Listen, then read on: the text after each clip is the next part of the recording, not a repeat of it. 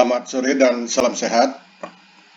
Bertemu kembali pada mata kuliah pengelolaan pesisir terpadu atau Integrated Coastal Management yang disingkat ICM bagi mahasiswa semester 7 program studi manajemen sumber daya perairan.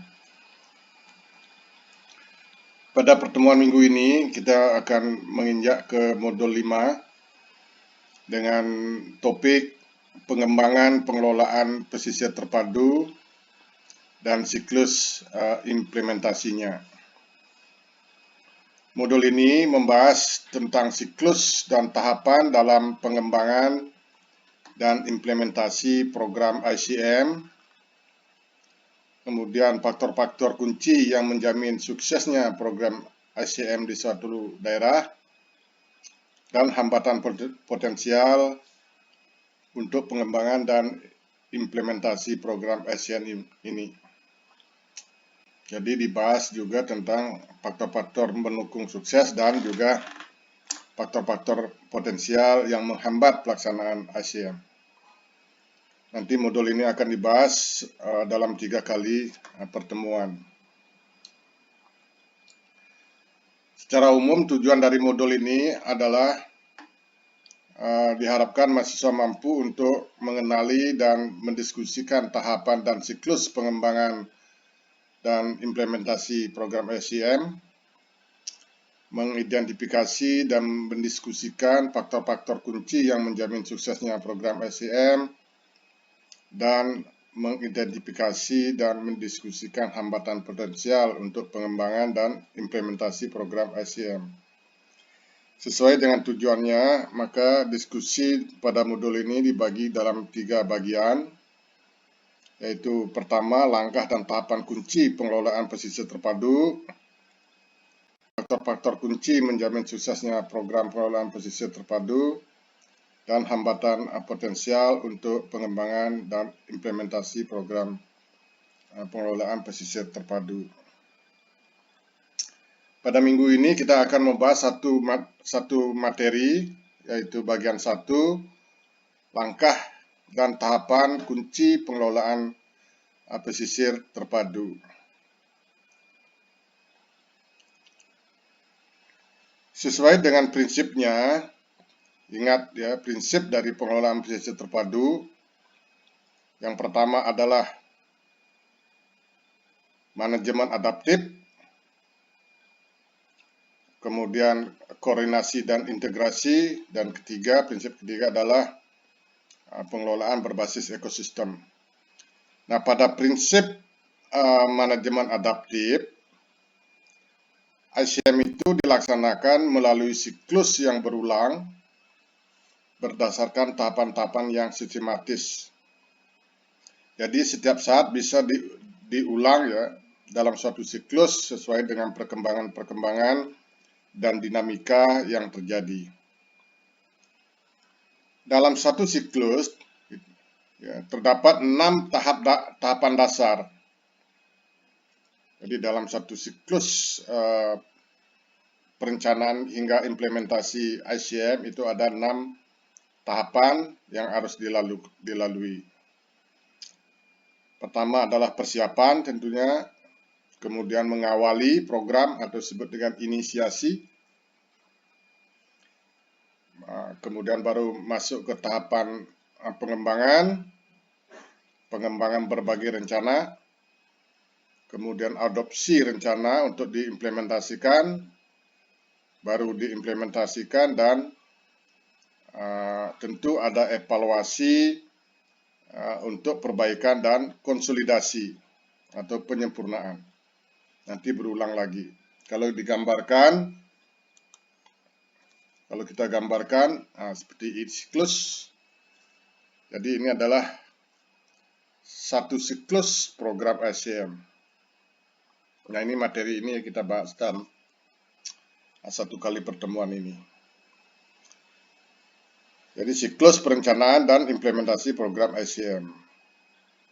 Nah, mulai dari tahap persiapan. Pada tahap persiapan ini apa saja yang dilakukan?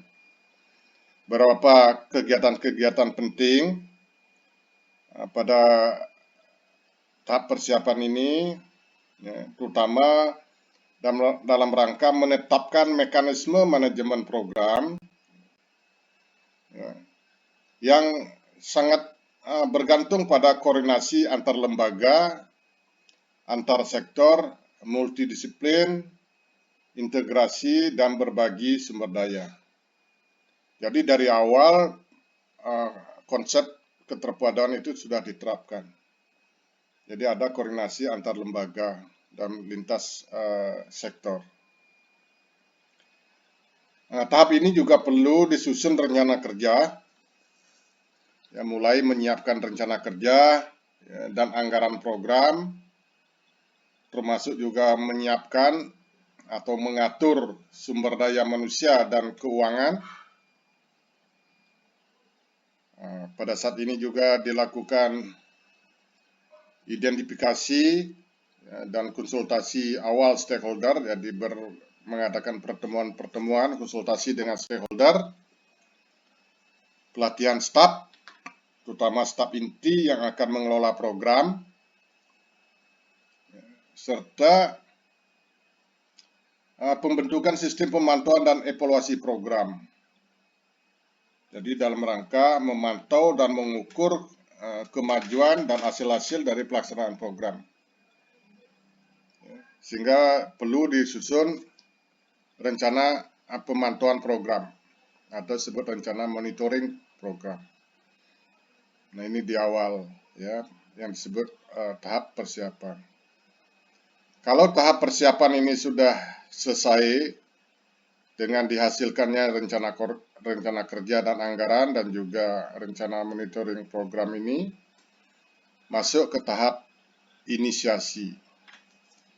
Jadi tahap mengawali, ya, tahap inisiasi. Nah, dalam tahap inisiasi penting untuk mengidentifikasi dan memprioritaskan masalah yang akan dikelola atau ditangani ya, melalui penyusunan baseline data dalam bentuk penyusunan profil pesisir ya, atau kondisi pesisir atau baseline kondisi pesisir. Jadi profiling istilahnya, membuat profil tentang kondisi awal. Dari profil pesisir ini akan dilanjutkan dengan identifikasi isu dan masalah, serta prioritisasi masalah yang akan dikelola. Profil pesisir ini juga akan menjadi dasar dalam kajian awal yang disebut dengan kajian awal risiko lingkungan. Ya, misalnya risiko terhadap pencemaran, kesehatan akibat pencemaran, misalnya risiko dari dampak perubahan iklim. Ini dilakukan pada saat inisiasi. Nah, pelaporan kondisi pesisir atau profil pesisir diperlukan untuk menetapkan kondisi dasar, identifikasi masalah dan tindakan manajemen terkait, serta pemantauan dan penilaian dalam mencapai target pembangunan berkelanjutan di berbagai tingkatan. Nah, sistem manajemen informasi terpadu, ya, sistem manajemen informasi terpadu ini mulai sudah dirancang ya, dalam rangka menyiapkan sistem untuk penyimpanan dan manajemen data serta informasi teknis yang relevan sehingga nantinya dapat diakses dan dibagikan dengan mudah kepada para pihak. Ya. Nah, ini profil pesisir atau baseline kondisi pesisir akan menjadi masukan atau input di dalam penyusunan sistem manajemen informasi tentang pesisir.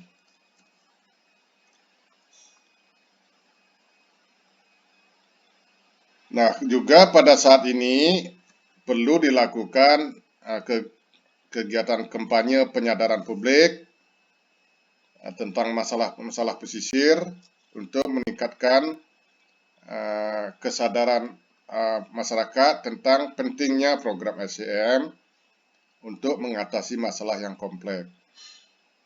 Juga dilakukan konsultasi dan membangun konsensus di antara pemangku kepentingan bahwa kita akan melaksanakan program RCM dalam rangka menggalang partisipasi dari pemangku kepentingan yang luas. Nah, sedangkan rencana yang akan disiapkan yang penting di sini pada tahap inisiasi ini adalah penyusunan rencana strategis. Rencana strategis ini adalah rencana yang menyediakan arahan pengelolaan pesisir jangka panjang yang dimulai dari perumusan visi sampai kepada nanti program-program prioritas. Nah, dalam rangka pelaksanaan dari rencana ini, maka perlu juga dilakukan pengembangan kapasitas. Pengembangan kapasitas ini adalah pengembangan kapasitas daerah secara menyeluruh. Kalau pada saat persiapan itu hanya pelatihan sumber daya manusia inti yang mengelola program, pada inisiasi ini mulai dilakukan pelatihan atau diklat-diklat untuk membangun kapasitas dari beberapa pemangku kepentingan kunci, baik dari segi teknis, kapasitas teknis maupun manajerial. Nah, setelah ini diselesaikan tahap inisiasi, kita masuk ke tahap 3, yaitu tahap pengembangan. Nah, tahap pengembangan ini berkontribusi untuk menetapkan komponen utama dari sistem tata kelola, ya, sistem tata kelola pesisir, seperti yang sudah kita bahas di bab sebelumnya, ya. Seperti pada modul sebelumnya sudah dibahas tentang sistem tata kelola pesisir. Jadi komponen sistem tata kelola yang perlu diselesaikan pada tahap ini, ya, pada tahap pengembangan ini kita menyiapkan sistem tata kelola. Sistem tata kelola itu adalah perangkat pengelolaan atau instrumen pengelolaan. Dia berupa penataan kelembagaan dan kebijakan, merumuskan kebijakan-kebijakan. Nah, penataan kelembagaan ini terutama adalah mekanisme koordinasi antar lembaga atau koordinasi antar sektor.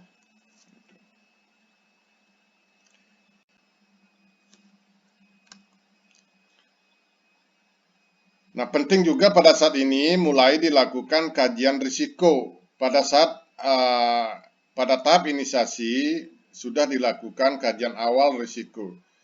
Pada tahap pengembangan dilanjutkan juga penyempurnaan kajian risiko sampai kepada keluarannya berupa manajemen risiko. Jadi manajemen risiko adalah upaya yang akan dilakukan untuk mengurangi risiko,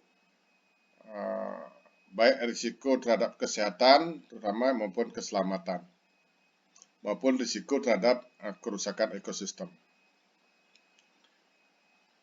Nah, selanjutnya dilakukan penyusunan rencana zonasi. Ya. Rencana zonasi ini adalah alokasi ruang dan sumber daya pesisir sesuai dengan peruntukannya, ya, di mana zona perlindungan atau konservasi, di mana zona perikanan tangkap, zona perikanan budidaya, zona pariwisata, zona pelabuhan, pertambangan, alur, pelayaran, dan lain sebagainya. Nah, setelah itu dilakukan penyusunan rencana pengelolaan. Rencana pengelolaan ini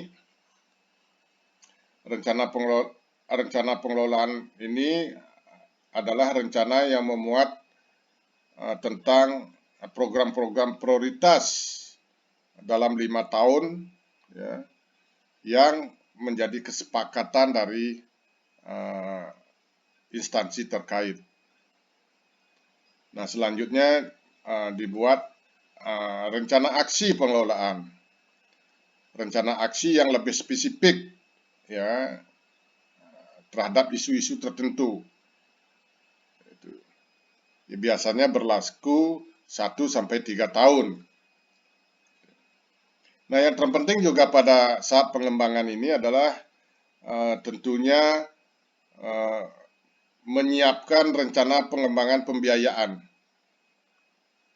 Jadi mekanisme pembiayaan berkelanjutan dan opsi-opsi investasi publik dan swasta.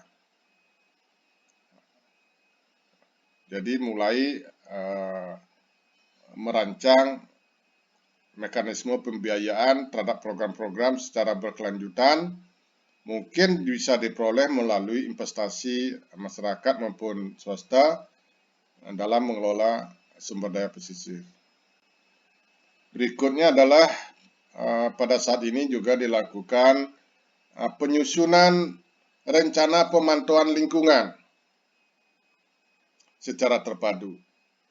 Kalau pada tahap pertama itu menyusun rencana pemantauan program, sedangkan pada saat pengembangan ini disusun rencana pemantauan lingkungan terpadu.